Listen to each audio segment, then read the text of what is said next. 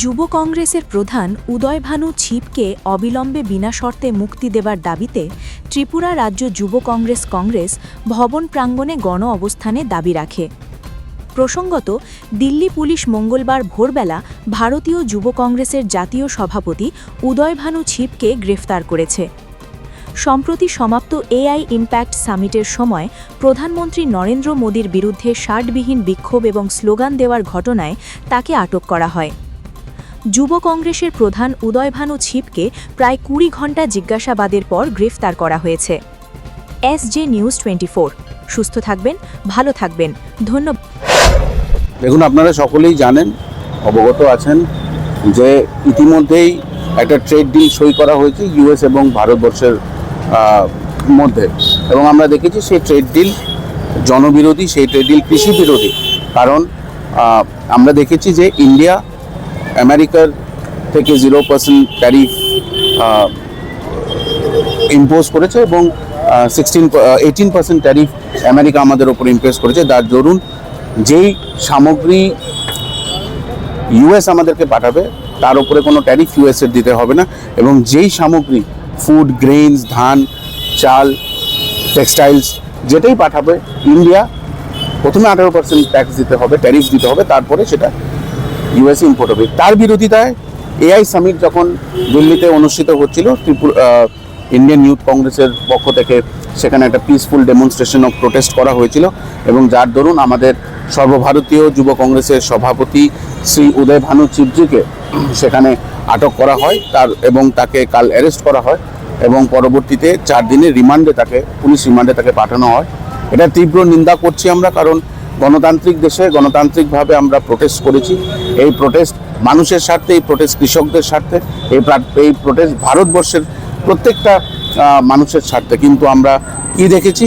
আমরা দেখেছি যে ধীরে আস্তে আস্তে করে এই পুরো ভারতবর্ষটাকে বিক্রি করে দেওয়ার এক ষড়যন্ত্র এই ভারতীয় জনতা পার্টির থেকে নেওয়া হচ্ছে, এবং প্রাইম মিনিস্টার পিএম উনি ইউএসের সঙ্গে কম্প্রোমাইজ করছে, এবং কম্প্রোমাইজ করার একটাই কারণ যে কিছুদিন আগে আমরা দেখেছি যে এপস্টিন ফাইল, এরা জেফ্রি এপস্টিন করে একজন নোংরা মানুষ যে তার দ্বীপে মানুষজনকে মনোরঞ্জন করার জন্য নিয়ে যেত, এবং সেখানে ছোট ছোট মেয়েদেরকে ধর্ষণ করে তাদের কাঁচা মাংস রান্না করে সেটাই খেত তারা।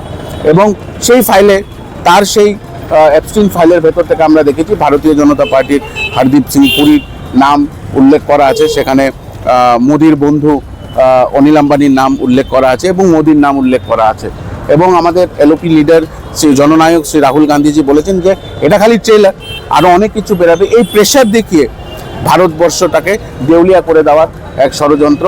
এবং আমরা আরও জানি যে আমেরিকার থেকে একটা অ্যারেস্ট ওয়ারেন্ট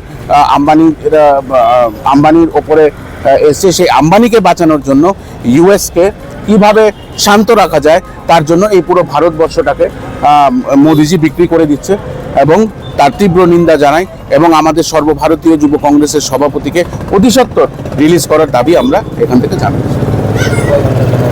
আমরা আজকে 2 ঘন্টার গণ অবস্থানে আছি, এবং ভবিষ্যতে তীব্রতর আন্দোলনে আমরা যাব।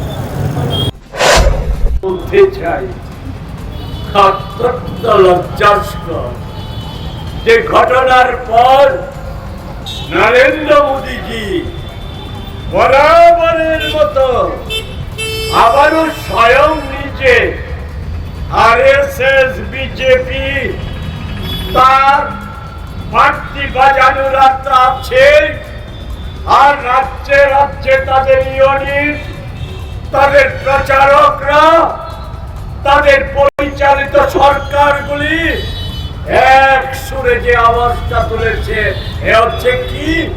কংগ্রেস দেশ বিরোধী, দেশদ্রোহী। কংগ্রেস দেশের অপমান করেছে, তাই এই কংগ্রেস মুক্ত ভারত করতে হবে। এই নতুন কোনো কথা, এটা এই হুঙ্কার আমরা আশ্চর্যম্বিত নয়। মোদীজি আরো বলেছে